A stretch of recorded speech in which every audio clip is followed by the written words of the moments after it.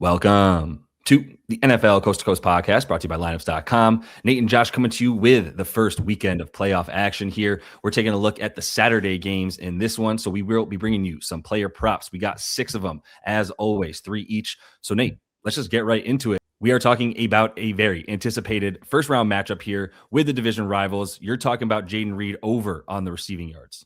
Yeah, third time in like 6 weeks, I think now, Packers and Bears. And I mean, Jayden Reed should be a matchup problem for this Bears defense that is very slow in general. And he's been right around this number in the previous 2 meetings. CJ Gardner-Johnson's done a great job in individual man coverage, but I think Reed will get the better of him at some point. The Bears are also going to mix in way more zone, I think, than they did in the second matchup or the first matchup. And we saw Reed generally getting healthier. Like the first time out, he was only at 64% of the routes. It was just coming back from the shoulder stuff. 100% of the routes the second matchup with the Bears. And you have Jalen Johnson, who's also working his way back in terms of being a top corner. Probably going to be on Christian Watson most of the night, trying to, deter that deep ball, as the Bears have been torched by that a lot. But I mean, whether they play man or zone, I like Reed in this matchup. He had 3.46 yards of separation per route against the zone this year. He shredded zone last year, and he's at 3.2 yards per route run versus man this year. So yeah, he's shown his versatile skill set. Last year, Love had an absolutely amazing rating, the number one of any wide receiver quarterback combo when targeting Jayden Reed. Now they've had a little bit of extra time behind the scenes, like the Packers in general just rested week 18. Bears played in a dogfight. Packers and Matt LaFleur, I think, are going to have something for this defense. Yeah, I think that adds up to the way that we're sort of looking at the game flow of this one as well, which is that we do think that Jordan Love is going to have some success overall. And this is a guy who's, I think we've got a really valuable number here when you haven't seen him play that much this season. We're still going to see him get into to playoff football, like you're saying. But speaking of playoff football, that's what Kyren Williams was built for. And so we're going to come back to him on the rush yards here, where we got it at 64.5. We also got the Rams sort of leaning into the run on the road a bit more, seem to sort of have that sort of the play percentage going towards the run rather than the pass quite as much. And although we did see Blake Corum getting ramped up towards the end of the season, played about 40% of snaps coming into this one in the last roughly 5 weeks or so. But I mean, that would also just sort of lead to the theory that they were keeping Kyren fresh for the playoffs, right? And relying on the rook in games that they knew they could handle towards the end of the season when they had a lot of stuff wrapped up as well. Now you come back to the vet and the guy that you already loved to give the ball to 22 times a game before Blake Corum started to get into form a bit towards the end of the season. But this number is still low, even if Blake Corum comes out there for, let's say, 30% of the rushes in this one, where Kyren's at 60 plus rush yards in 9 of 10 games since they had their bye week. And that's been when Blake has been coming on there. They've also had the number one run blocking grade in that span for him to go over so consistently and get at least 60 in these. And now you're coming up against a team that you definitely want to run against. They're 25th in DVOA versus the rush D, one of the worst playoff teams ever by DVOA. They've got such a negative point differential. It's crazy the difference between them and the Jags and other teams that are up at the top in terms of that point differential. And I do think we're going to see Kyren sort of control things in a positive game script. In the last 3 wins for this team, he's at 74 rushing yards per game, 5.5 yards per carry. You could say chicken or the egg. Is he getting more rushes at that point because they're winning? Is he already the reason that they're winning by the end of the game with that incredible yards per carry number? And if you look at his yards per carry versus Carolina, he averaged 5.5 yards per touch in that weird loss that they had at Carolina. And in his playoff games, we should mention, ready to go. 3 playoff games. His last 3 playoff games here, we're talking about 5.1 yards per carry for the guy. So I think we know it's a small sample size, but it's a pretty good hit rate there. Yeah, I mean, he's just tough as nails, man. He's a great pass protector, just really good around the goal line.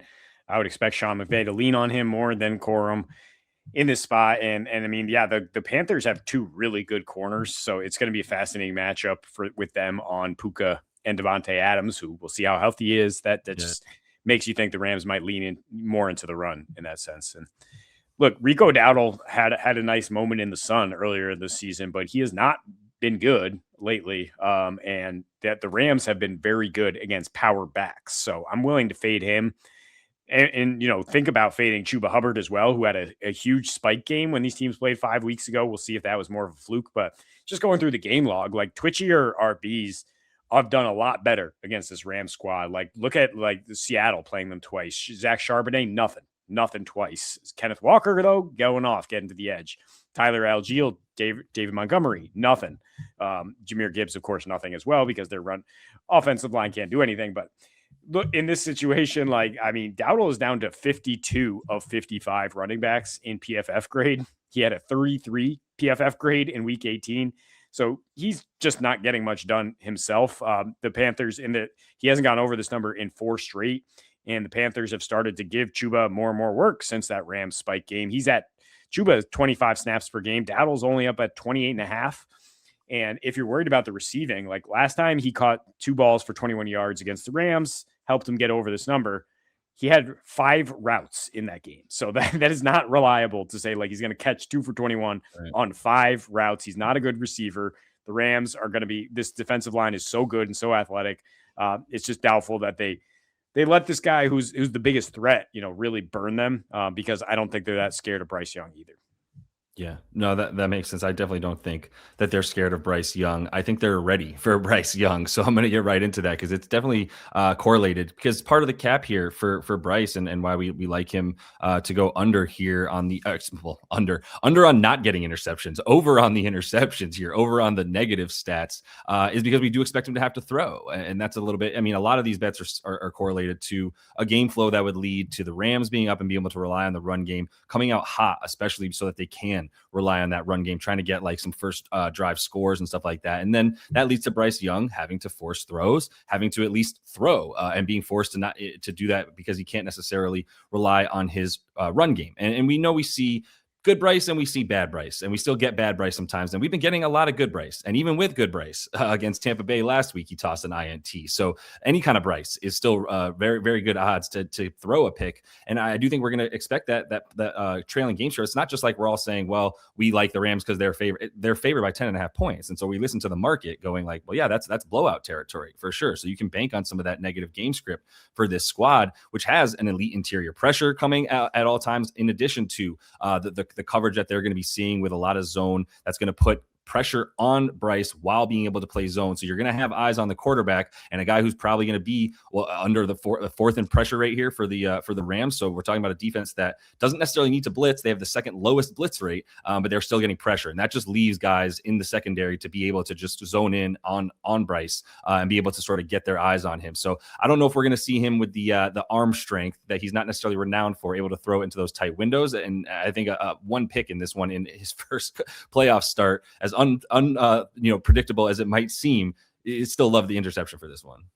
Yeah, the only concern is that he gets all tight and he doesn't try any of these tight window throws. Sure. But if they're down, like he's not gonna have anything tomorrow, lose, right? Yeah. And look no further than like 4 weeks ago, I think against San Francisco, he had 3 picks. San Francisco is last in the league in interception rate, and the Rams are like 4th. So yeah, Shula and company, they mix it up. They're going to confuse Bryce Young and probably make him make some mistakes here.